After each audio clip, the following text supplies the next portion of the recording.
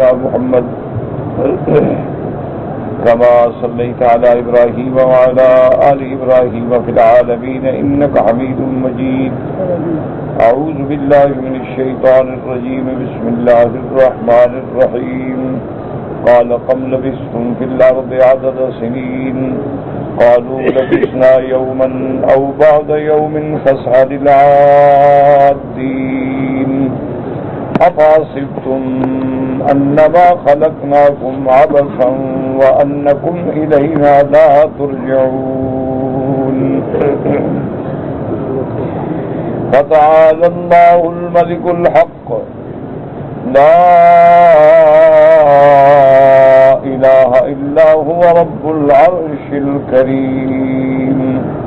قال المؤلف المفسر رحمه الله تعالى أدام النفع بعلومه وعلومكم في الدارين آمين إلى أن قال ابن أبي حاتم حدثنا أبي قال حدثنا محمد بن الوزير قال حدثنا الوليد قال حدثنا صفوان عن أيفاء بن عبد الكلائي أنه سمعه يخطب الناس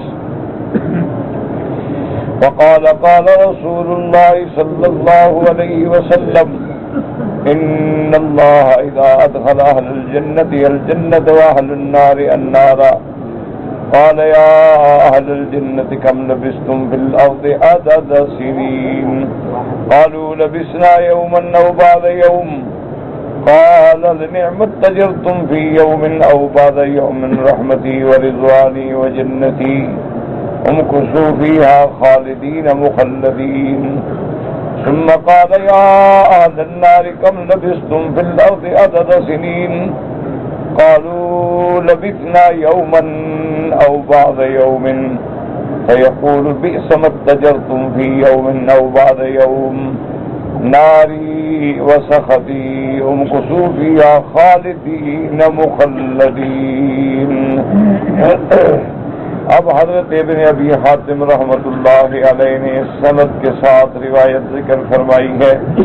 ایفا ابن عبد الکلائی انہ سمعہ انہوں نے سنا یخطب الناس یہ لوگوں کو خطبہ دے رہے تھے. فقال اور خطبے میں فرمایا فقال قال رسول اللہ صلی اللہ علیہ وسلم کہ حضور پاک رحمت دو عالم سیدنا محمد مصطفیٰ حبیب کبریا حضرت محمد رسول اللہ صلی اللہ علیہ وسلم نے فرمایا ان اللہ اذا ادخل اہل الجنت الجنت کہ جب اللہ تبارک و تعالی جنتیوں کو جنت میں داخل اپنی رحمت سے فرما دیں گے وادخل اہل النار النار اور جہنمیوں کو اپنے عدل سے جہنم میں داخل فرما دیں گے.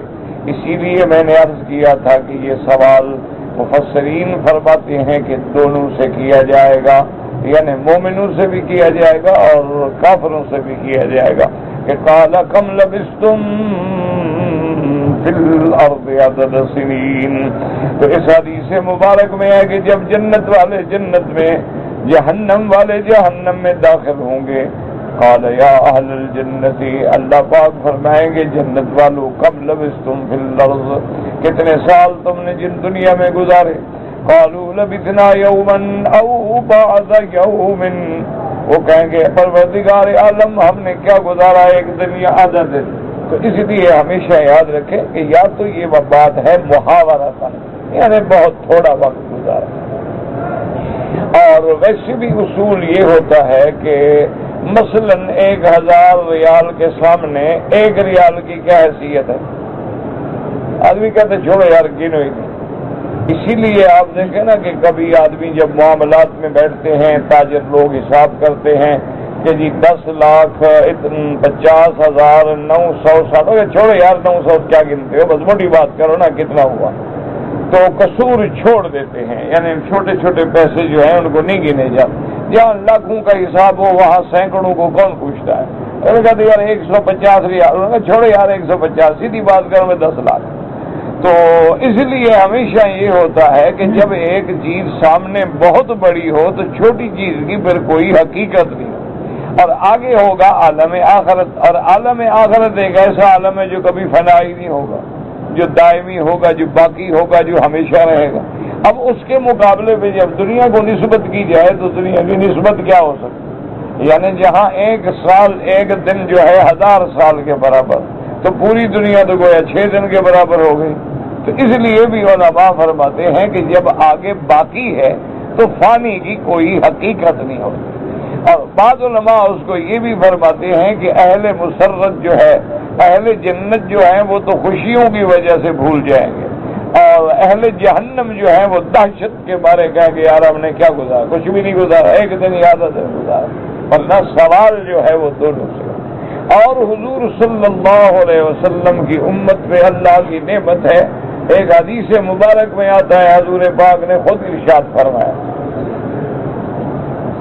فرمایا مثلی و مثلکم کمثل رجل، آپ نے فرمایا تمہاری مثال اور میری مثال ایسے ہے کہ جیسے کوئی بندہ اعلان کرے کہ میرے پاس کام ہے فجر سے لے کر ظہر تک، لیکن اجرت ہوگی 1 کی رات۔ تو اب حضور نے فرمایا کہ جب اس نے اعلان کیا کہ من یعمل لی من الفجر الی الظہر علی قیرات، کہ فجر سے لے کر ظہر تک کون کام کرے گا 1 کی رات کے بدلے میں، فعملت الیہود، یہودیوں نے کہا ہم کریں گے، تو انہوں نے کام کیا، اس نے 1 کی رات دے دیا۔ اس کے بعد اس نے اعلان کیا کہ من یعمل لی من الظہر الی العصر، کہ کون ہے جو ظہر سے لے کر عصر تک کام کرے لیکن اجرت 1 کی رات، فعملت النصارى، حضور نے فرمایا کہ پھر نصارہ نے کام کیا، اس نے ان کو بھی 1 کی رات دے دیا۔ اس کے بعد اس نے اعلان کیا من یعمل لی من العصر الی المغرب علی قیراتین، کون ہے جو عصر سے لے کر مغرب تک کام کرے اور بدلے میں 2 کی رات لے؟ حضور نے فرمایا فعملتم انتم، پھر میری امت نے یہ کام کر لیا۔ تو امت کو اللہ تبارک و تعالی نے تھوڑے وقت میں فرمایا عملتم قلیلا واجرتم کثیرا، کہ کام تو تم نے تھوڑی دیر کیا لیکن اجرت زیادہ لے گئے۔ تو اب یہود و نصارہ کہیں گے کہ یا اللہ یہ کیا بات ہے، ہم نے اتنی محنت کی فجر سے لے کر ظہر تک لیکن ہمیں تو ملے 1 کی رات۔ نصارہ کہیں گے بھی ہم نے تو ظہر سے عصر تک کام کیا، اور ان مسلمانوں نے تو عصر سے مغرب تک کام کیا، ان کو 2 کی رات مل گئے۔ اللہ پاک فرمائیں گے کہ تمہارے ساتھ 1 کی رات کا وعدہ تھا کہ نہیں؟ انہوں نے کہا تو تمہیں ملا کہ نہیں ملا؟ انہوں نے کہا ملا۔ انہوں نے کہا باقی میں کسی کو زیادہ دے دوں تو میری مرضی ہے، ورنہ جو معاہدہ طے تھا اس کے مطابق تم کو مل گیا کہ نہیں ملا؟ انہوں نے کہا جی وہ تو مل گیا۔ انہوں نے کہا پھر تمہیں کسی پر اعتراض کرنے کا حق کیا ہے؟ ذالک فضل اللہ یؤتیہ من یشاء، یہ میرا فضل ہے جس کو چاہوں زیادہ دے دوں۔ تو حضور کی امت کو وقت بہت تھوڑا ملا لیکن اجر بہت زیادہ ملا، کیونکہ آپ کی آخری امت ہے، اور پہلی امتوں میں تو لوگوں کی عمر 1000 سال، 800 سال، 500 سال، 400 سال، اور حضور کی امت جو ہے اس کی عمر زیادہ سے زیادہ 60 اور 70 کے درمیان۔ آدمی 60 پہ پہنچ جائے تو سمجھو کہ ہم نے طبیعی عمر تو پوری کر لی ہے، اب باقی چونگے میں زندہ ہیں جتنا اللہ تبارک و تعالیٰ دے دے۔ کوئی بندہ ہے جو 80 90 100 پہ بھی پہنچ جاتا ہے، لیکن اغلب اعمار امتی، حضور کی امت کی زیادہ جو عمر ہے وہ 60 اور 70 کے درمیان یعنی موت آ جاتی ہے۔ تو اتنی چھوٹی عمر میں اللہ نے کتنا اجر عطا فرما دیا۔ تو یہ ذالک فضل اللہ یؤتیہ من یشاء، اللہ تبارک و تعالیٰ نے حضور کی امت پہ عنایت کر کے 1 رات دے دی، لیلۃ القدر۔ لیلۃ القدر خیر من 1000 شہر، 1 رات عبادت کرے تو 1000 مہینے کے برابر۔ اب جس بندے کو 10 لیلۃ القدر ہی مل جائے تو اس نے تو 10,000 مہینے عبادت کر لی، اس کا کون مقابلہ کر سکتا ہے؟ تو یہ اللہ تبارک و تعالیٰ کا انعام ہے، وہ جس کو دینا چاہیں اور جس کو نوازنا چاہیں۔ اسی لیے ایک بات یاد رکھیں کہ امام ابو حنیفہ رحمۃ اللہ علیہ اس حدیث سے بھی استدلال کرتے ہیں کہ عصر سے لے کر مغرب تک وقت تھوڑا ہونا چاہیے، اس لیے وہ عصر جو ہے لیٹ پڑھتے ہیں، کیونکہ وہ فرماتے ہیں فجر سے لے کر ظہر تک بڑا وقت، ظہر سے لے کر عصر تک ہی بڑا وقت، لیکن عصر سے مغرب تک وقت تھوڑا اور اجرت زیادہ۔ تو اگر عصر سے مغرب تک بھی ہم لمبا وقت چھوڑ دیں جیسے کہ ظہر اور عصر کے درمیان میں فرق کیا رہا؟ اس لیے امام حنیفہ رحمۃ اللہ علیہ اس حدیث سے بھی استدلال فرماتے ہیں کہ عصر کی نماز جو ہے وہ دیر سے پڑھی جائے، لیکن دیر کا معنی یہ نہیں ہوتا کہ جب سورج پیلا ہو جائے تو آدمی اٹھ کے مرغے کی طرح ٹکریں مار لے، وہ منافق کی نماز ہے۔ منع یہ ہے کہ آدمی منع وقت میں جلدی نہ کرے اور ذرا موسم جو ہے اس کو ٹھنڈا ہونے دے، کیونکہ حضور صلی اللہ علیہ وسلم نے بھی ایک حدیث میں آتا ہے ابردوا بالظہر، آپ نے فرمایا کہ ظہر کو بھی ذرا ٹھنڈا کر کے پڑھو، فإن شدت الحر من فیح جہنم، کہ یہ جو زیادہ سے زیادہ سخت گرمی ہے یہ بھی جہنم کے تنفس کے اثرات ہیں، کہ جہنم جو ہے وہ بھی سانس لیتی ہے جس کی وجہ سے شدت آ جاتی ہے، حرارت آ جاتی ہے، گرمی آ جاتی ہے دنیا، کیونکہ یہ دنیا کی آگ جو ہے یہ 70 ڈگری میں سے 1 ڈگری ہے، یعنی جہنم کی آگ اس سے 70 ڈگری ہوگی، اس سے 1 ڈگری ہے جو پورے سورج میں، چاند میں، آگ میں، دنیا میں حرارت ہے، اور جب 70 ڈگری ہوگی تو اس آگ کا کیا مقام ہوگا؟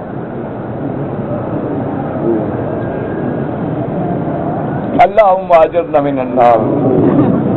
تو اس لیے امام ابو حنیفہ رحمۃ اللہ علیہ کا یہ بھی ایک استدلال ہے کہ حضور نے فرمایا کہ عصر سے مغرب تک وقت جو ہے وہ تھوڑا ہو، اس لیے کہ عملتم قلیلا واجرتم کثیرا، کہ تم نے محنت تو تھوڑے وقت کے لیے کی ہے لیکن اجر زیادہ لے گئے ہو۔ اس لیے ہمیشہ یاد رکھا کریں کہ جتنے بھی ائمہ کرام ہیں، محدثین ہوں یا فقہا ہوں یا قراء ہوں یا علماء ہوں یا اللہ کے اولیاء ہوں، کبھی کسی کے بارے میں دل میں بغض نہ رکھنا اور برا نہ کہنا۔ ایک ہمیشہ کے لیے میری درخواست، میری عرض قبول کر کے یاد رکھ لیں، انبیاء تو خیر انبیاء کا تو شان ہی بلند ہے نا، صحابہ ان کی تو عظمت کا مقام ہی الگ ہے، یعنی بعد میں آنے والے لوگ جو ہیں تابعین ہیں، تبع تابعین ہیں، محدثین ہیں، فقہا ہیں، قراء ہیں، علماء ہیں، اولیاء اللہ ہیں، ان کے بارے میں کبھی دل میں معمولی سی بھی بغض یا قدورت نہ لے آنا ورنہ خاتمہ خراب ہو جائے۔ اللہ تبارک و تعالیٰ سے دعا کرو اللہ محفوظ رہے۔ وہ ایک پرانا واقعہ ہے نا دہلی کا واقعہ ہے کہ وہاں ایک فقیر ہوتا تھا، مجذوب سا آدمی تھا۔ مجذوب کا معنی یہ نہیں ہوتا جو ہمارے لوگ سمجھتے ہیں کہ مجذوب کپڑے اتار کے پھینک دے، نماز نہ پڑھے، مجذوب ہے، تو پاگل ہے، مجذوب تھوڑا ہے، یہ مجذوب نہیں ہوتے۔ مجذوب کا معنی جذب، کہ جس کے دل کو اللہ نے اپنی طرف کھینچ لیا ہے، اس کو دنیا کی حاجت ہی نہیں ہے، اس کو دنیا کوئی حقیقی، دنیا کی طرف توجہ ہی نہیں کرتے کہ دنیا کیا چیز۔ یہ نہیں کہ اللہ کے فرض چھوڑ دے، نماز چھوڑ دے، پیر ہے، یہ کون سا پیر ہے؟ اللہ کے انبیاء نے نماز نہیں چھوڑی، لیکن یہ اچھا پیر ہے کہ نماز نہیں، فقیر ہے، مجذوب ہے، کہاں پہنچا ہوا؟ تو بات سمجھا کریں، یہ جہالت ہوتی ہے۔ جو نماز نہیں پڑھتا وہ دجال ہو سکتا ہے، وہ ولی نہیں ہو سکتا۔ ایک بات یاد رکھ، چاہے وہ انگاروں پہ چلے، ہواؤں میں اڑ کے دکھا لے، ابلیس ہو سکتا ہے، لیکن وہ اللہ کا ولی نہیں ہو سکتا۔ ولی تو وہ ہوتا ہے نا جو نبی کے قدم پہ قدم رکھے۔ جب اللہ کے نبی نے اپنی نماز نہیں چھوڑی تو یہ کیسا ولی ہے کہ نماز نہ پڑھے؟ یہ کیسا ولی ہے کہ 2-2 فٹ کی مونچھیں ہیں اور 3-3 ڈولے جو ہیں چرس اور بھنگ کے پی جاتا ہے اور ولی ہے؟ یہ تو دجال ہوتے ہیں، دجال من الدجاجلہ، ساحر ہوتے ہیں، نجومی ہوتے ہیں، دجال ہوتے ہیں، فریبی ہوتے ہیں، مکار ہوتے ہیں۔ ان کا کیا تعلق ہے ولایت؟ ولایت جو ہے ولی تو تصویر ہوتا ہے اللہ کے نبی، ہر عمل ایسے ہوگا جو میرے مدنی محمد مصطفیٰ وہ اللہ کا ولی ہے، اس کے پاؤں کے جوتے بھی ملے نا سر پہ تاج بنا کے رکھ لیا۔ تو بہرحال وہ ایک فقیر تھا، مجذوب تھا، وہ دلی کے قریب ایک گندا نالا بہتا تھا مسجد کے قریب، وہ نالے کے کنارے بیٹھا رہتا تھا اور ایک چھڑی ہوتی تھی اس کے ہاتھ میں بڑی، ویسے پانی میں مارتا کھیلتا رہتا۔ ایک بڑا کوئی رئیس زیادہ کو بگڑا تگڑا، آج کل جیسے نوجوان بگڑے تگڑے ہیں نا جن کو حرام کی دولت ملتی ہے، باپ نے رشوت کھائی بیٹے کے ہاتھ آ گئی، کوئی لمبا ڈاکہ مارا بیٹے کے ہاتھ آ گیا، لوگوں کی جائیدادیں کھینچ لی اور جناب کاغذوں میں پلاٹ بیچ دیے اور کروڑوں روپے کما لیے، زمین موقع پہ ہے ہی نہیں۔ کتنے میرے بھائی ہیں جن ملکوں میں بیٹھ کے لٹ جاتے ہیں، اخباروں میں پڑھتے ہیں بڑے بڑے صفحے کے اشتہار، فلیٹ لے رہے ہیں، وہاں جاتے ہیں نہ فلیٹ ہے نہ بیچنے والا۔ جب پتہ کرتے ہیں کہ جناب یہ کہاں، انہوں نے کہا جی ہمیں کیا پتا، جی ایک کاغذ، انہوں نے کہا اس کاغذ پہ نہ کوئی رجسٹریشن ہے نہ کمیٹی ہے نہ کمپنی ہے نہ اس کا کوئی پلازہ ہے کہ بے وقوف تم نے ایسے لے لیا تھا بغیر دیکھے ہوئے، تو تمہاری اپنی بے وقوفی ہے، اس میں کسی اور کا کیا قصور ہے۔ تو بہرحال وہ بیٹھا ہوا تھا، تو ایک بگڑا ہوا رئیس زیادہ جو ہے وہ ایک طوائف کے ساتھ، اس کی محبوبہ تھی، اس کے ہاتھ میں ہاتھ ڈالے، کسی پارٹی میں جا رہے تھے، اس نے سوٹ پہنا ہوا تھا، اس نے بھی قیمتی لباس پہنا ہوا تھا، وہ وہاں سے گزرے نا نالے سے، تو وہ تو پانی میں مار رہا تھا چھڑی، اور پانی جو گندا اڑا نا جی تو وہ اس عورت کے کپڑوں پہ پڑ گیا، وہ کھڑی ہو گئی، برباد کر دیا، میرا سوٹ تباہ ہو گیا اور یہ ہو گیا، گندا پانی، کون پاگل بیٹھا ہوا ہے، کیا پاگل ہے، کتنی بڑی، اب میں کہاں جا کے پھر غسل کروں اور کپڑے بدلوں، انہیں پارٹی میں پہنچنا تھا، کیسا بے وقوف ہے۔ اس نے جو بکواس شروع کی نا، وہ جو رئیس تھا ساتھ اس کے وہ نوجوان، وہ بھی بگڑ گیا کہ محبوبہ میری کی تکلیف ہو رہی ہے، اس نے جا کے حضرت کو کوئی تھپڑ یا کوئی ہاتھ میں چھڑی تھی وہ مار، تم نے یہ کیا کیا، انہوں نے دیکھا ابھی 10 قدم گئے تھے کہ وہ نوجوان جو ہے نا پیٹ میں درد ہوا اور تڑپنے لگ گیا زمین پہ، پلٹیاں کھا، اور وہ عورت پریشان کھڑی ہے، طوائف تھی، یہ ہوتی بڑی سمجھدار ہے، کیونکہ روز جو نیا بندہ دیکھے عقل تو آ جاتی ہے،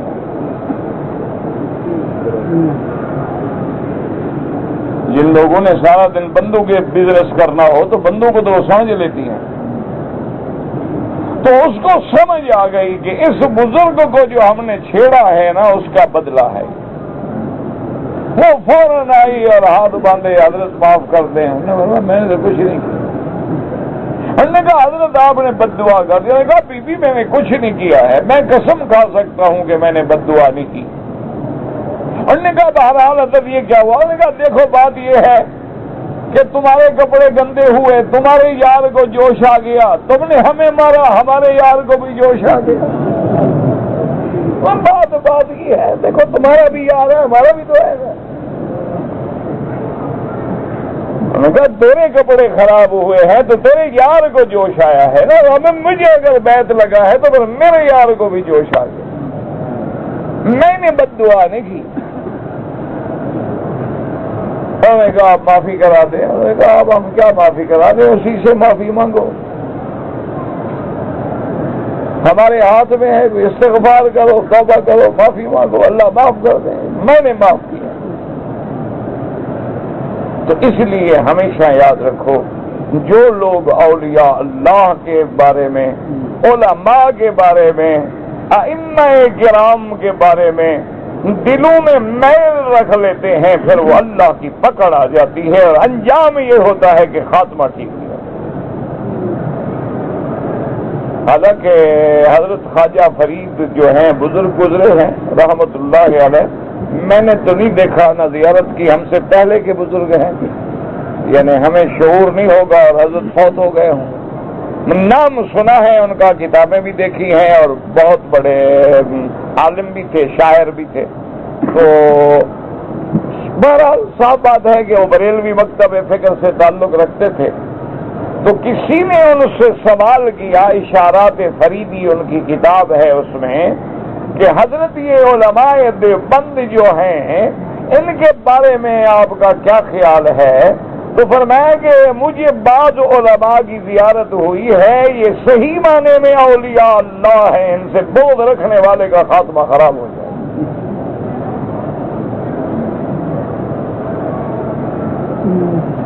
یہ ایک بریلوی بزرگ ہے، انہوں نے اپنی کتاب میں لکھا ہے اشارات فریدی میں کہ فقیر کو جو ان سے سوء ظن رکھے، فقیر کو اس کے سوء خاتمہ کا خطرہ۔ اللہ اکبر۔ کسی نے پوچھا کہ حضرت یہ پیر فقیر اللہ کے نبی ان کو علم غیب بھی ہوتا ہے؟ تو اسی کتاب میں جواب میں لکھتے ہیں کہ علم غیب خاصہ خدا است وخاصۃ الشیء لا یوجد فی غیرہ، علم غیب اللہ کا خاصہ ہے اور خاصہ جس کا ہو کسی دوسرے میں نہیں پایا جاتا، کوئی عالم الغیب نہیں ہو سکتا۔ بڑے عجیب لوگ تھے، اللہ ان کی قبروں پہ رحمتیں کرے، بہرحال فوت ہو گئے، اور ساری زندگی وہ فرماتے تھے، میں نے کتابوں میں پڑھا ہے، میں نے زیارت ہی نہیں کی، دیکھا ہی نہیں۔ ایک دو دفعہ اتفاق ہوا، میرا خیال بھی تھا کہ ہم ان کے شہر میں ہیں، فاتحہ پڑھ لیں گے، لیکن کوئی ایسی مجبوری ہوئی کہ وہ بھی نہ جا سکے۔ تو بہرحال یہ تھا کہ ساری زندگی انہوں نے کتابوں میں لکھا ہے کہ فرید کو حسرت رہی دو چیزوں کی، ایک تو میرے پاس کوئی اللہ اللہ پوچھنے نہیں آیا۔ بڑے بڑے نواب ان کے مرید تھے، جو بھی آتا ہے خط لکھ دو جی نواب صاحب کے پاس کام ہے، مجسٹریٹ کے پاس کام ہے، جج کے پاس کام ہے، ڈی آئی جی کے پاس، اللہ اللہ سیکھنے کوئی نہیں آتا۔ اور ایک زندگی میں فرمایا حسرت رہی کہ کسی فقیر نے آگے یہ نہیں کہا کہ مجھے 1,00,000 روپیہ دے دو، جو بھی آیا 2,000 دے دو، 4,000 دے دو، 500 دے دو، 1,000 لاکھ کسی نے نہیں مانگا، مانگتا تو دینے میں مزہ تو آتا تھا۔ تو ان کی کتابوں میں یہ باتیں ہیں، اللہ عالم کس حد تک صحیح ہیں کس حد تک غلط ہیں، ہم نے تو نہ ملاقات کی نہ دیکھا۔ بہرحال شکل ان کا آج کہتے ہیں بڑی نورانی تھی، داڑھی مبارک تھی، پابند صوم و صلات تھے، اللہ عالم۔ اللہ بہرحال فوت ہو گئے، اللہ ان کی قبروں پہ رحمت کرے۔ اور ان کا ایک لطیفہ بھی بڑا مشہور ہے، ایک آدمی ان کا آیا مرید، کہنے لگا جی میں نے گائے خریدی ہے۔ اس زمانے میں گائے جو تھی 400-500 روپے میں بڑی اعلیٰ گائے مل جاتی تھی، آج کل تو 30-30، 40-40 ہزار، 50 ہزار میں بھی وہ گائے نہیں ملتی۔ آسٹریلین بریڈ جو ہے، منڈی گمری بریڈ جو ہے، وہ تو آج کل لاکھ پہ پہنچ گئی۔ تو وہ آیا اور اس نے کہا حضرت میں نے گائے خریدی ہے 500 روپے میں، حضرت میں نے تو سب کچھ بیچ کے گائے خریدی، گائے ملتی نہیں، دودھ نہیں دیتی، مرتی ہے، برتن توڑ دیتی ہے، جو بندہ دودھ کے لیے بیٹھتا ہے اس کو مار دیتی ہے ٹانگیں۔ میں بڑا پریشان ہوں، تویز لکھنے حضرت، میں اللہ کے بندے تویز میں کیا تویز لکھ دوں، کوئی تویز شویز نہیں، دعا کروں گا اللہ پاک رحم کرے، اللہ تیری مشکل حل کرے۔ اس نے مجبور کر دیا کہ حضرت نہیں، ہر حال میں آپ کا مرید ہوں، تویز لے کے جاؤں گا۔ لوگ بھی جاہل ہوتے ہیں نا، جان نہیں چھوڑتے نا۔ جب بہت تنگ کیا تو کہا لے آؤ کاغذ لے آئے، لکھا اس پہ، اس کو لپیٹا، کہا جاؤ اور گائے کے گلے میں ڈال دی۔ گائے آرام سے کھڑی ہو گئی، دودھ دیا فرسٹ کلاس۔ اس کے بعد سے اس نے جھگڑا وغیرہ لڑائی شڑائی ختم کر دی۔ اب مرید کو بھی شبہ ہوا یار یہ تو کام کا تویز ہے، سیکھ لیں، ہم بھی آئندہ لکھ لیا کریں گے۔ یہ ایسا تویز بھی جانور بھی کھڑا ہو جائے، یہ تو بڑا کام کا تویز ہے، سیکھنا چاہیے۔ تو اس نے گردن سے وہ تویز اتارا تو سرائے کی زبان میں لکھا تھا کہ لوگ ملن کی سکتے وزن تو ملتی نہیں، یعنی لوگ تو ملنے کے لیے تڑپ رہے ہیں اور تم نہیں ملتی ہو۔ یہ تویز بس جان چھڑا دی نا، اللہ نے کام کر دیا۔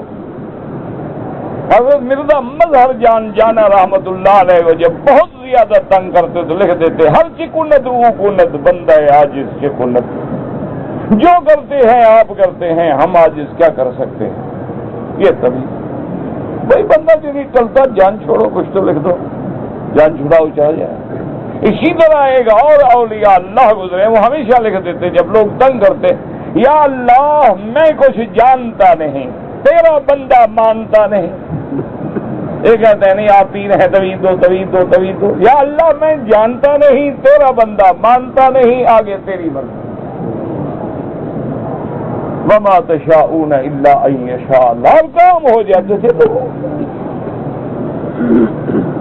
ایک دفعہ علامہ ارشد صاحب، اللہ ان کی قبر پہ کروڑوں رحمتیں فرمائے، ان کی خدمت میں کچھ لوگ بیٹھے تھے تو میرے والد صاحب کا اس نے ذکر کیا کہ بھائی میری شادی نہیں ہوتی تھی، میرا چاچا راضی نہیں ہوتا تھا، تو میں مولوی صاحب سے کیا تویز لیا، تو بس وہ میرا چاچا گھر آ گیا، مجھے لڑکی دے کے گیا۔ تو علامہ صاحب نے کہا بابا مولوی خیر صاحب کوئی نہ عامل تھا نہ ہم کوئی طویل شویز لکھتے تھے، اللہ والے لوگ تھے، رات دن قرآن حدیث پڑھاتے تھے، دعا کرتی طرح کام ہو گیا۔ یہ کوئی طویل شویز نہیں ہوتا، طویل ایک علم ہے، ایک عمل ہے، وہ گنہگار بھی لکھے تو ہو جانا چاہیے کام۔ گولی ہے نا، اس کے لیے ضروری تھوڑا ہے کہ وضو کر کے چلاؤ گے تو چلے گی۔ اسی لیے آپ دیکھیں نا کالے علم والے پلید لوگ ہوتے ہیں، لیکن بدبختوں کا ایسا جادو چلتا ہے کہ ہم سارا دن وظیفے پڑھتے ہیں، کچھ نہیں ہوتا، کیونکہ شیطان کا اثر ہے نا جی، شیطان کی استمداد ہوتی ہے ان کے ساتھ، شیطان ملعون کی مدد ہوتی ہے، ان کے جتنے سدلی علم ہیں گولی کی طرح لگتے ہیں آدمی کو۔ اللہ معاف کرے، اللہ معاف کرے، دعا کرے اللہ ان شیاطین سے، ساحرین سے، منجمین سے، حاقدین و حاسدین سے ہمیں، ہماری اولاد و نسلوں کو بھی محفوظ رکھے۔ یہ بڑے ظالم لوگ ہیں، لوگوں کے گھروں کو برباد کر دیں۔ انا للہ و انا الیہ راجعون۔ تو بہرحال اللہ پاک فرمائیں گے کہ دیکھیں کہ تم نے کتنا گزارا، قالوا لبثنا یوما او بعض یوم، جنت والے کہیں گے اللہ میاں کتنا، ایک دن ہی آ جاتے ہیں۔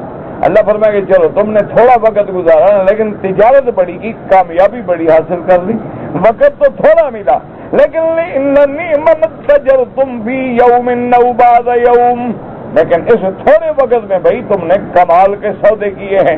رحمتی و رضوانی و جنتی، اس تھوڑے وقت میں تم میری رحمت بھی لے گئے، میری رضا بھی لے گئے، میری جنت بھی لے گئے، تم تو بڑے کامیاب ہو، تھوڑے وقت میں کتنا چیزیں کما لی۔ امکثوا فیہا خالدین مخلدین، اب تم ہمیشہ جنت میں رہو اور اللہ ہمیشہ تمہیں جنت میں رکھیں گے، کبھی نہیں نکلو گے۔ اسی طرح فرمایا یا اہل النار کم لبثتم فی الارض عدد سنین، قالوا لبثنا یوما او بعض یوم فیقول بئس ما اتجرتم فی یوم او بعض یوم ناری وسخطی امکثوا فیہا خالدین مخلدین۔ اللہ فرمائیں گے کہ اے جہنمیوں کتنا دنیا میں رہے تم، کہیں گے مولا ایک دن یا آدھا دن۔ اللہ فرمائیں گے اس تھوڑی مدت میں کیا تم نے بھیڑا سودا کیا، کیا تم نے بری تجارت کی کہ وقت تھوڑا ملا لیکن اس میں تم نے کیا کمایا، جہنم کی آگ خریدی اور میرا غضب اور ناراضگی خریدی۔ امکثوا فیہا خالدین مخلدین، اب ہمیشہ جہنم کی آگ میں جلتے رہو اور پڑے رہو۔ یا مجیر اجرن من النار، یا مجیر اجرن من النار، یا مجیر اجرن من النار، ادخلنا الجنت مع الابرار، یا عزیز یا غفار۔ وقوله تعالی افحسبتم انما خلقناکم عبثا وانکم الینا لا ترجعون، افحسبتم انما خلقناکم عبثا ای افظننتم انکم مخلوقون عبثا بلا قصد ولا ارادة منکم ولا حکمت لنا۔ اللہ فرمائیں گے کیا تم لوگوں نے یہی گمان کیا تھا کہ تم ایسے بے مقصد پیدا کر دیے گئے ہو، نہ اس میں اللہ کی کوئی حکمت ہے، نہ اللہ کا کوئی منشا، نہ اللہ کا کوئی ارادہ ہے، تمہیں اس لیے پیدا کیا تھا کہ جانوروں کی طرح کھاتے رہو پیتے رہو اور مر جاؤ، اسی لیے پیدا کیا تھا میں نے، یہ عالم میں نے اسی لیے بنایا تھا۔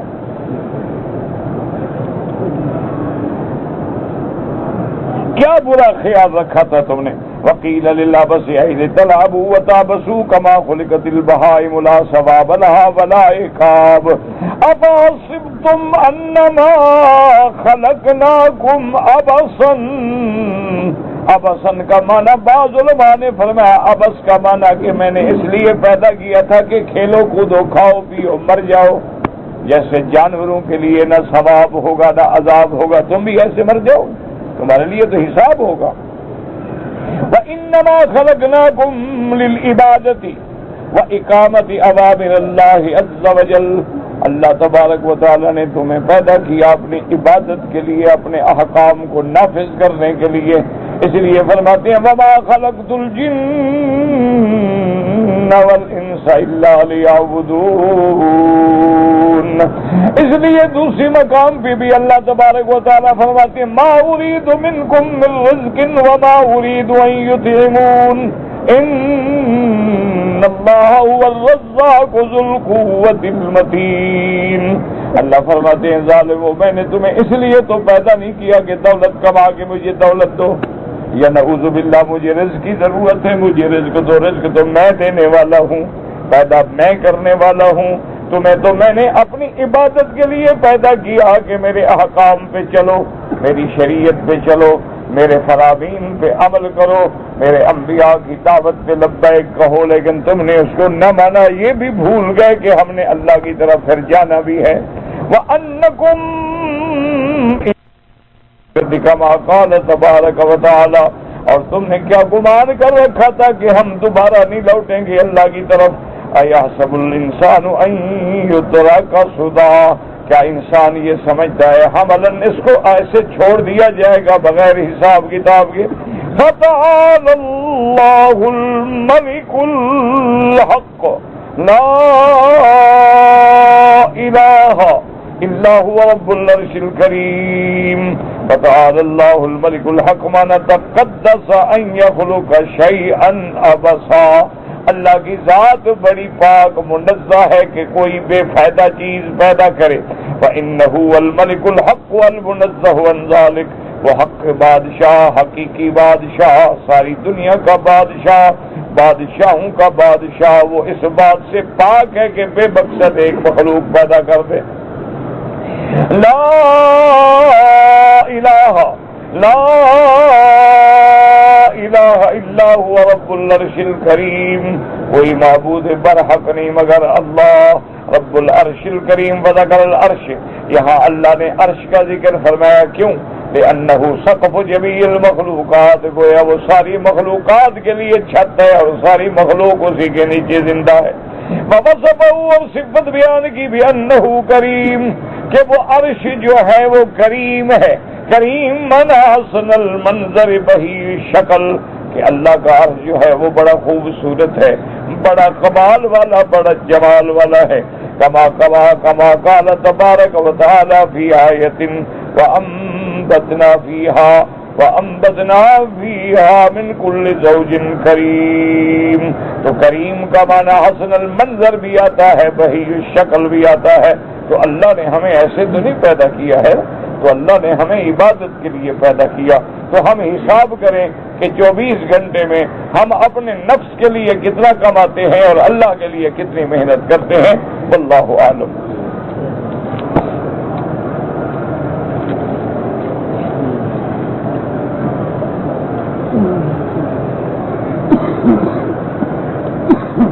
کہتے ہیں حرم شریف کی ایک نیکی لاکھ ہوگی، گناہ کتنا ہوگا؟ میرا بھائی گناہ تو ایک کا ایک لکھا جائے گا، لیکن بادشاہ کے گھر میں وہ ایک گناہ بھی کافی ہوتا ہے۔ اس کو یوں سمجھ لو، اگر تم کسی غریب کی چوری کرو تو ہے تو چوری، دفعہ بھی وہی 380 379 لگے گی، لیکن اگر بادشاہ کے گھر میں چوری کرو ہے تو وہ بھی چوری، لیکن دونوں کا فرق دیکھ لو کہ سزا کیسے ہوگی۔ تو اسی لیے یہاں یہ اس کی رحمت ہے کہ ہماری نیکی تو ایک لاکھ لکھی جاتی ہے، اور من جاء بالحسنہ فلو عشر امثالها، من جاء بالسیئۃ فلا یجزی الا مثلها، اور گناہ ایک لکھا جاتا ہے، لیکن حرم میں وہ ایک گناہ بھی برباد کرنے کے لیے کافی ہے۔ دعا کریں اللہ گناہوں سے بچائے، دعا کریں اللہ پاکستان کی حفاظت کرے۔ بالکل ہم دعا کرتے ہیں ہمیشہ، اللہ پاکستان کو استحکام نصیب کرے، امن نصیب کرے اور محفوظ فرمائے، ہر قسم کی داخلی خارجی سازشوں فتنوں سے بچائے۔ اس کی وجہ یہ ہے کہ پورے عالم کفر کی نظریں جو ہیں نا وہ آپ کے ملک پہ ہیں، کیونکہ آپ ایک نیوکلیئر پاور ہیں اور ان سے یہ ہضم نہیں ہو رہی بات۔ اسی طرح جیسے پورے عالم کفر کی نظریں جو ہیں وہ اللہ کے حرمین پہ ہیں، اس لیے دعا کیا کریں اللہ اس بلد الامین کو قیامت تک ہر فتنے سے محفوظ رکھے۔ اللہ اس بلد الامین اور ان کی خدمت کرنے والوں کو زیادہ سے زیادہ حرمین کی خدمت کی توفیق دے۔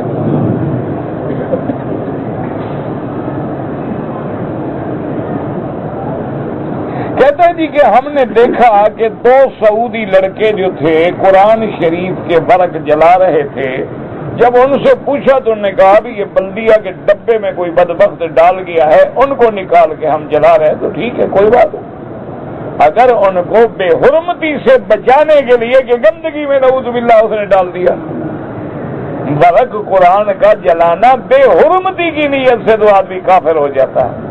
ایک ہے کہ اس لیے جلایا جا رہا ہے کہ محفوظ ہو جائے، راکھ بن جائے، کسی کے پاؤں میں نہ آئے آئندہ اور بے ادبی نہ ہو سکے، چاہے پانی میں دفن کر دیں، چاہے آگ میں جلا دیں، چاہے کسی دیوار کے نیچے دفن کر دیں۔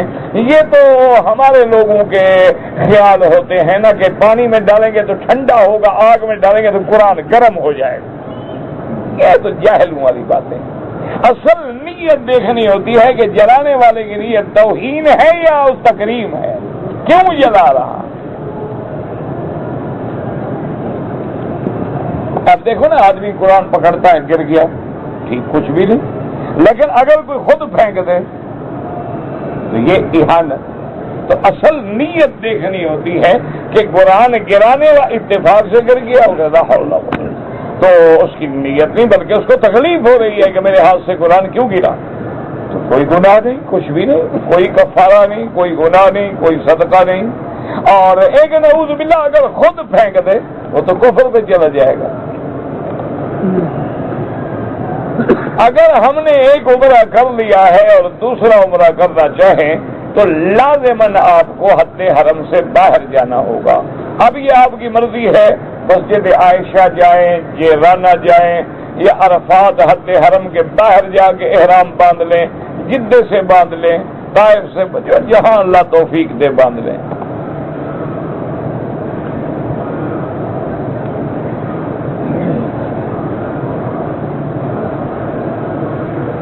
کہتے ہیں جی کہ یہاں سعودی عرب میں جو پاکستانی ہیں وہ ویزا 2000 یا 2500 ریال کا لیتے ہیں، پاکستان سے جن لوگوں کو بلاتے ہیں وہ 9000 ریال لیتے ہیں۔ اب مجھے تو نہیں پتا کہ کون لیتا ہے کون دیتا ہے، مجھے تو پتا ہے یہ تو جو لیتے ہیں جو دیتے ہیں ان سے بات کرو اور کوشش کرو کہ تم نہ لو، تاکہ دینے والے خود بخود مایوس ہو جائیں گے۔ جب لینے والے موجود ہیں تو دینے والا رکتا ہے بلا، یہ بھی تو سوچو نا آخر۔ اور ویسے گزارش یہ ہے کہ ایک باتیں ہیں، پہلی بات تو یہ ہے کہ ویزا ملنا مشکل ہے اور یہ تو اس کی سرکاری فیس ہے، باقی جو اس کے بھاگ دوڑ میں خرچ کرے گا وہ کون کرے گا؟ دیکھو نا اب تم آئے ہو، تمہیں عمرے کا ویزا حکومت سعودی تو مفت دیتی ہے، ایک پیسہ بھی نہیں لیتی، آپ کے ویزے پر بھی لکھا ہوتا ہے کہ فری ہے یہ۔ اچھا لیکن آپ سے کتنے پیسے لیے گئے؟ 35,000 40,000 عمرے کا پیکج ہے، کیونکہ باقی رگڑا بھی تو ہے نا، صرف ویزا ہی تو مسئلہ نہیں ہے، ٹکٹ لینی ہوگی، آگے مکان تمہیں دیں گے اور مدینے میں مکان دیں گے تمہیں، جدہ مکہ سروس دیں گے، مکہ مدینہ سروس دیں گے، اور یہ تو ابھی شکر کرو دے رہے ہیں، جو رمضان قریب آئے گا یہ بھی نہیں ملے گا، کیونکہ جو کمرہ آج 100 ریال میں مل رہا ہے وہ 500 میں بھی نہیں ملے گا، کون دے گا پیکج والا؟ یا تو تم پیکج پھر 5 لاکھ والا خریدو۔ یہ حالات ہیں، آدمی ایک تصویر دیکھتا ہے دوسری تصویر نہیں دیکھتا، مصیبت یہ ہے۔ اگر ہم لوگ صحیح معنی میں ایک دوسرے سے ڈیل کریں، صحیح بات کریں، تو میرے خیال میں وہ بھی کبھی دھوکہ نہ دیں، وہ بھی صحیح بات کریں۔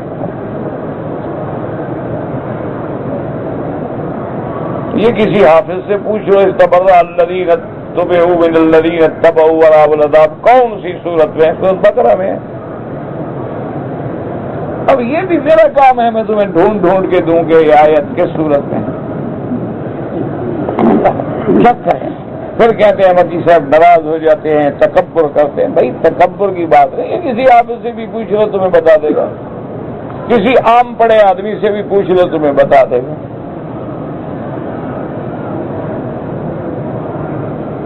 کہتے ہیں جی کہ اگر کوئی عورت مثلا اپنے خاوند کے ساتھ آئی ہے عمرے پہ، خاوند حرم میں بیٹھ گیا یا ہوٹل میں بیٹھ گیا، وہ اکیلا طواف کرے، بالکل کرے، کیوں نہ کرے، بالکل کر سکتی، کوئی منع نہیں۔ بابا عورت کو بغیر محرم کے سفر میں منع کیا گیا ہے کہ خطرہ ہے کہ جب جوان عورت ہو بغیر محرم کے ہو تو بھیڑیے تو پھر انتظار میں کھڑے ہیں نا۔ جو لوگ ظالم 8 سال کی بچی پہ بھی رحم نہیں کرتے وہ جوان عورت کو چھوڑ دیں گے، اور فلمیں دیکھ دیکھ کے وہ بالکل شیطان بنے ہوئے ہیں۔ ان کی آگ شہوانیت کی جو ہے وہ بھڑکی ہوئی ہے، ان کو بہن ملے ماں ملے تو نہیں چھوڑیں گے۔ یہی تو فائدہ ہے نا فلمیں دیکھنے کا، اسی لیے تو انہوں نے بنائی ہے کہ اللہ کا تم پر قہر کیسے آئے گا۔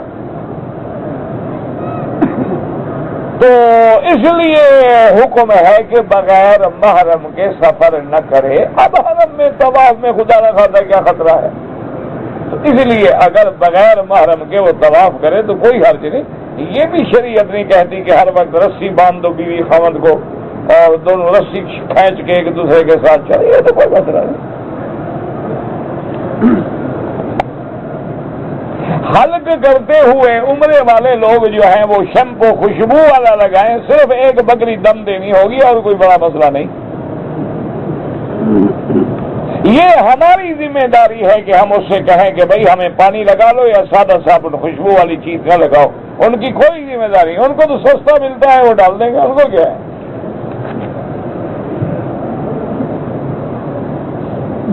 اگر کسی معذور آدمی کو میں نے ریڑی پر طواف کرایا، صفا مروہ بھی کرائی اور میں نے اپنی نیت بھی کر لی، انشاءاللہ اللہ کرے گا دونوں کا اللہ قبول فرما لیں گے۔ کہتے جی کہ اگر ہم نے 2 چادریں تو ہوٹل میں باندھ لیں کہ مسجد عائشہ جائیں گے تو کپڑے کہاں رکھیں گے، اور غسل کر لیا، چادریں باندھ لی، مسجد عائشہ جا کے 2 رکعت پڑھ کے نیت کر کے آ گئے، کوئی حرج نہیں۔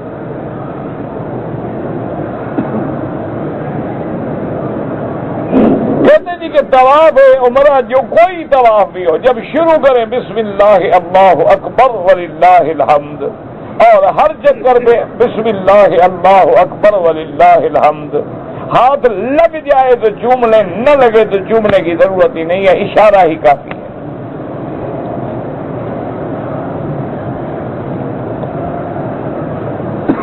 کہتے ہیں جی کہ حضرت علی رضی اللہ عنہ کی عصر کی نماز قضا ہو گئی تھی، تو پھر ان کی نماز کو وقت پر پڑھنے کے لیے سورج لوٹ آیا، بالکل یہ 101% گھڑنتو ہے، جھوٹ بھی نہیں، گھڑنتو ہے، گھڑا ہوا۔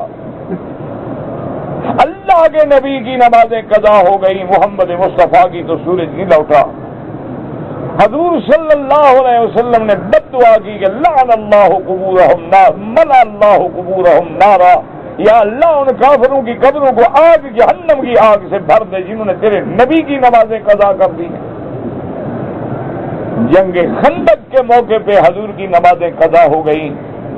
ایک دفعہ حضور سفر میں تشریف لا رہے تھے اور آپ نے فرمایا کہ بلال دیکھو وقت بہت تھوڑا ہے، قافلہ تھک چکا ہے، لہذا تم نے نہیں سونا، بیٹھے رہو، انتظار کرو قافلہ سو جائے تاکہ صبح کی نماز کی اذان دے کے ہمیں جگا دینا۔ تو اس نے کہا حاضر یا رسول اللہ۔ حضرت بلال فرماتے ہیں کہ جب سارے قافلے والے سو گئے تو میں نے اونٹ کی پلان سے ٹیک لگا کے ایسے بیٹھ گیا کہ جو ہی صبح صادق طلوع ہوگی میں فوراً اذان دوں گا، اور غالباً یہ نوم، لیکن مجھ پر نیند غالب آ گئی اور حضور پاک پہ بھی نیند غالب آ گئی۔ سب سے پہلے حضور اٹھے اور اس وقت اٹھے جب سورج نکل آیا۔ حضور پاک نے فرمایا این بلال، کہاں ہے بلال، بلاؤ۔ حضرت بلال آ گئے، انہوں نے کہا بلال تم نے کیوں نہیں جگایا؟ انہوں نے کہا خدا جو اب اللہ کا نبی سو جائے تو میری کیا طاقت ہے، آپ سو گئے تو میں کوئی زیادہ بزرگ تھا، مجھے بھی نیند نے پکڑ لیا۔ تو آپ نے فرمایا فخرجوا من هذا الوادی ان هذا الوادی بها شیطان، نکلو اس وادی سے، اس میں شیطان ہے کہ ہماری نماز قضا ہو گئی۔ حضور نے باہر جا کے نماز پڑھی تو، لیکن یہ نہیں کہا اچھا بلال کوئی حاضر بھی سورج کو واپس بلا لیتے ہیں۔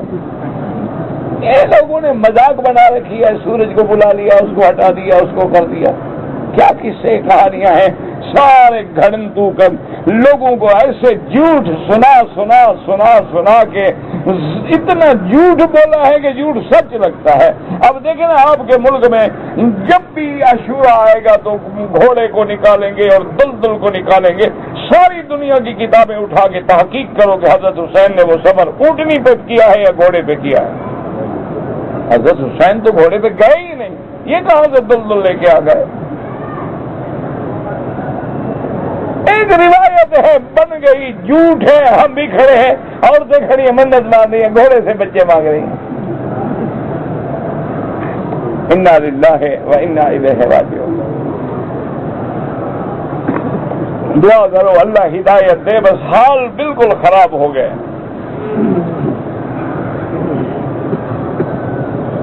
کہتے جی آپ اپنے شاگردوں کو اخلاق سکھائیں، آپ کیا کر رہے ہیں؟ آپ بھی سکھائیں نا، سارے کام مجھے تو نا، کچھ تو آپ اپنے ذمہ، چلو شاگرد تقسیم کر لیتے ہیں، ایک آدھا تم لے لو، تقسیم کریں نا، سارے میرے ذمہ نہ لگاؤ نا، تقسیم کر دیں، چلو تم چل لو جو تمہیں نظر آئے نا کہ یہ بات میری جلدی مان جائے گا، انشاءاللہ ایسا سبق پڑھائے گا اندارم بھی نہیں ہوگا۔ یہ تو جلی ہوئی قوم ہے حضرت، اخلاق ہوتا گھر سے نکال دیتے اگلے، ان کو تو یہ بھی پتہ نہیں سبق کہاں سے ہے۔ یہ تو اللہ نے میرے گناہوں کے لیے مجھے دیے ہیں تاکہ ان کی وجہ سے میرے گناہ معاف ہو جائیں۔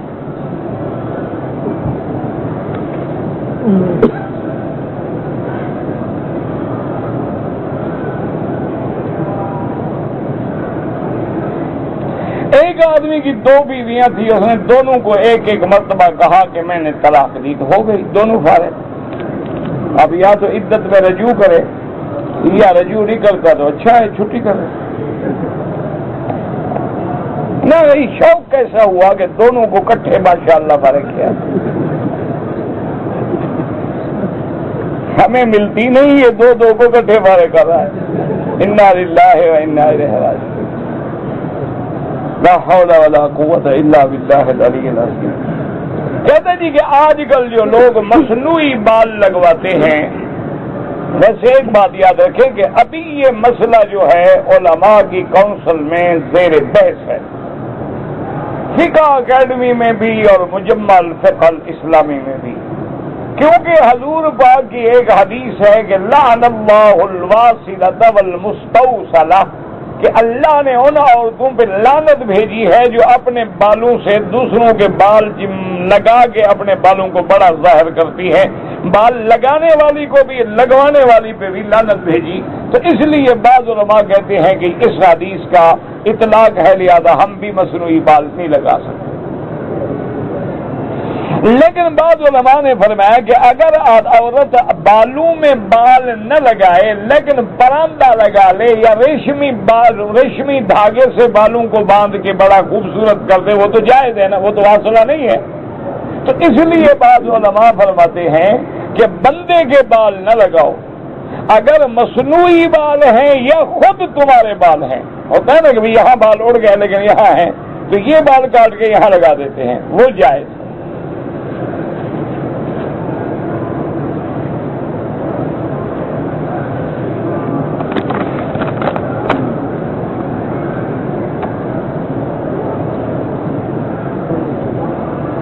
ہاں حنفیہ کے نزدیک نماز جنازہ میں پہلے ثنا پھر درود اس کے بعد دعا، چونکہ ان کے نزدیک جنازہ ہے ہی دعا، جنازہ نماز ہے ہی نہیں۔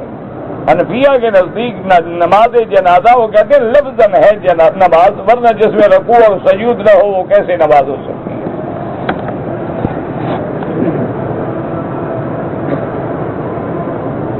اگر ہم نے ایک دفعہ مدینہ منورہ سے عمرہ کر لیا ہے، اللہ پھر لے جائے، جب جائیں گے تو میقات کے باہر سے آ رہے ہیں نا، کھانا روز کھاتے ہو، عمرے کا مسئلہ ایک دفعہ ہو گیا، ہمیشہ کے لیے جان چھوٹ گئی۔ اگر ہاتھوں پہ رنگ لگ جائے، وضو کے وقت اس کو صاف نہ کر سکے، میرا بھائی اگر رنگ کی تہ جم جاتی ہے، بعد رنگ ہوتے ہیں نا اوپر ایسے ٹھیکری بن جاتی ہے، پانی اندر داخل نہیں ہوتا تو پھر وضو نہیں ہوگا، اور بعد رنگ ہیں جیسے مہندی کا رنگ ہے بالوں میں، کوئی حرج نہیں، لگا رہے۔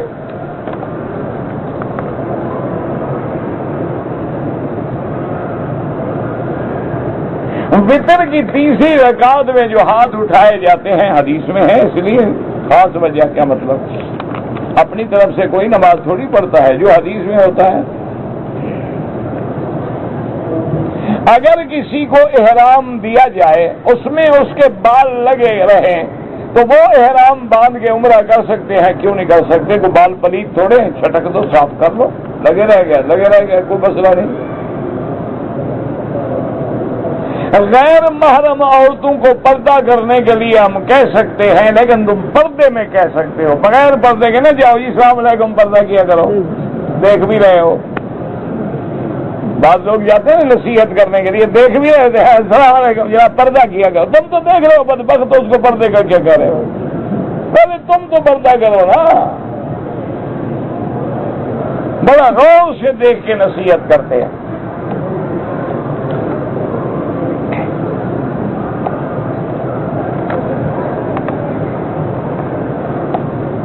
کہتے جی کہ حرم شریف میں لوگ افطاری کا اہتمام کرتے ہیں تو ٹھیک ہے بھئی، سوموار سنت روزہ رکھنا، سوموار کو اور خمیس کے دن، یوم الاثنین یوم الخمیس، ہفتے میں یہ 2 دن روزہ رکھنا جو ہے سنت محمد مصطفیٰ ہے۔ تو یہاں کے لوگ الحمدللہ سنت پہ عمل کرتے ہیں، روزہ رکھتے ہیں، افطاری کا انتظام کرتے ہیں۔ اچھا جو غریب ہیں بیچارے ان کا بھی گزارا ہو جاتا ہے، بیٹھے ہیں حرم میں، ان کے پاس ہے کچھ نہیں، کھانے کا کیا کریں؟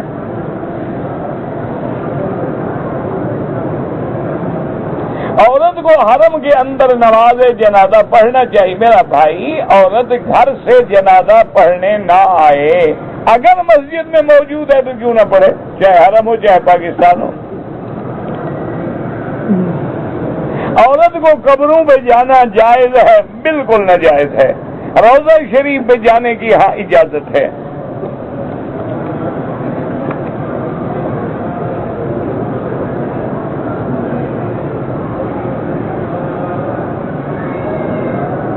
اگر بہرحال تو لڑکی ایک بیوی اپنی بیٹی کو دودھ پلا رہی تھی، لڑکی دودھ پیتے پیتے ایک طرف سو گئی، دوسرے بھائی کے لڑکے نے دودھ پینا شروع کر دیا، عورت نے دیکھتے ہی ایک طرف کا، لیکن دودھ پینا شروع کر دیا، جب پی لیا تو بیٹا بن گیا۔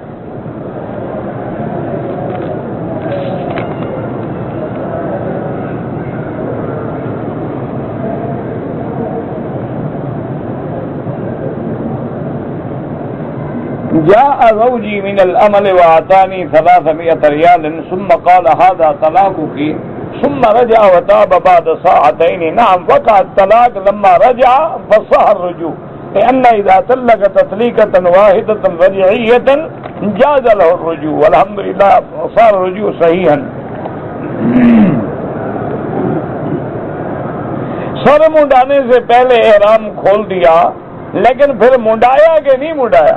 اگر کپڑے پہن لیے اور 8 10 12 گھنٹے گزر گئے تو ایک بکری دم پڑ گئی، سر بھی منڈاؤ دم بھی دو، دم کے پیسے نہیں ہیں 10 روزے رکھ لو، روزوں پر تو پیسے نہیں لگتے۔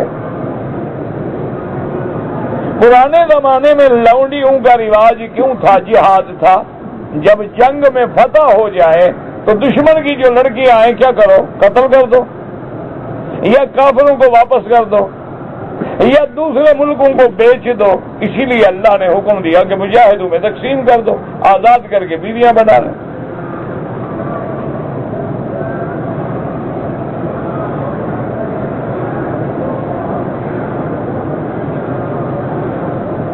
ہمارے علاقے میں لوگ مسجد میں امام نہیں رکھتے، اللہ توفیق دے، اللہ توفیق دے امام رکھیں، کوئی اچھا امام بھی مل جائے جو ان کو قائل کرے۔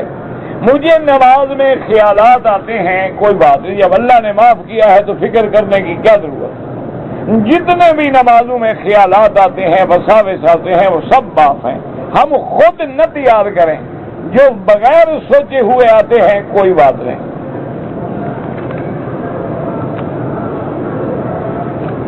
اگر عمرے سے پہلے آدمی غسل کرے، پہلے غسل کرنا سنت ہے، صابن سے کرے، بغیر صابن سے کرے، خوشبو والے سے، چکے حرام تو باندھا ہی نہیں نا، نیت تو کی نہیں، پہلے غسل کرنے میں کیا حرج ہے؟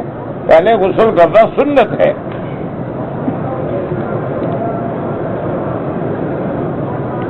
ہم جدے میں رہتے ہیں، بزنس کرتے ہیں اور آتے ہیں بغیر احرام کے، نماز پڑھ کے مکے میں چلے جاتے ہیں، کوئی بات نہیں۔ پیشاب کرنا جو ہے اگر صحرا میں ہو منع ہے، حضور صلی اللہ علیہ وسلم میں شرقو او غربو کہ کعبے کی طرف نہ رخ کرو نہ پشت کرو، لیکن اگر عمارتوں میں بند ہو تو وہاں کوئی مسئلہ نہیں۔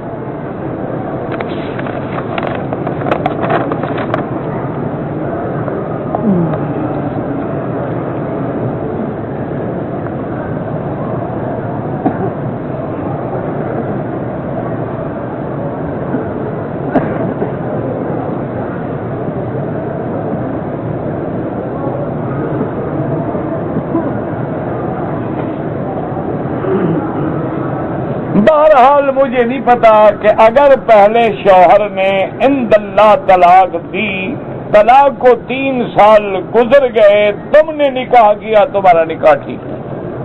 اگر اس نے طلاق نہیں دی تھی تو پھر تمہارا نکاح ناجائز ہے۔ اب یہ تم جانو وہ جانے، ہمیں کیا پتا دی تھی کہ نہیں دی تھی۔ اللہم صلی علی سیدنا محمد وعلی آل سیدنا محمد کما صلیت علی ابراہیم وعلی آل ابراہیم وفی العالمین انک حمید مجید۔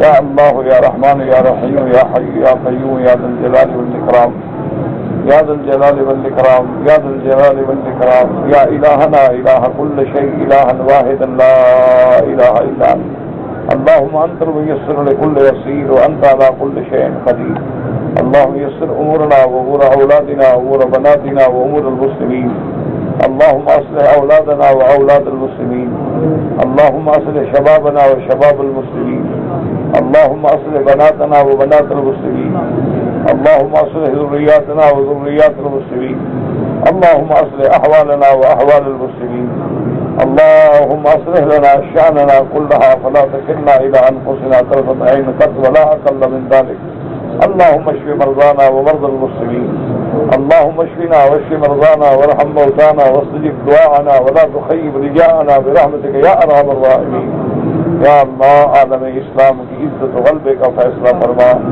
یا اللہ کفار و مشرکین کی ذلت و شکست کا فیصلہ فرما، یا اللہ بیماروں کو شفا عطا فرما، بے حیاؤں کو حیا عطا فرما، بے دینوں کو دین عطا فرما، بے اولادوں کو اولاد عطا فرما، جن کی اولاد ہیں ان کو صالح بنا، جن کے گھروں میں بچیاں ہیں ان کے رشتے آسان فرما، یا اللہ ہمارے سارے مسائل اپنی رحمتوں سے حل فرما، یا اللہ ہماری ساری پریشانیاں داخلی خارجی ظاہری باطنی روحانی جسمانی نفسانی اپنی رحمت سے دور فرما، یا اللہ ہمیں مانگنا نہیں آتا بغیر مانگی عطا فرما، یا اللہ پورے عالم میں ہدایت کی فضا پیدا فرما، میرے مدنی سرکار کے کلمے پڑھنے والے ہر بندے کو دین کا داعی اور دین کا سپاہی بنا، عالم اسلام کی حفاظت فرما، بلد الامین کو قیامت تک ہر فتنے سے محفوظ فرما۔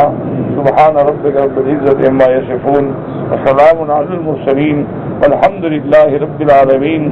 اللہم صلی علی سیدنا محمد وعلی آل سیدنا محمد کما صلیت علی ابراہیم وعلی آل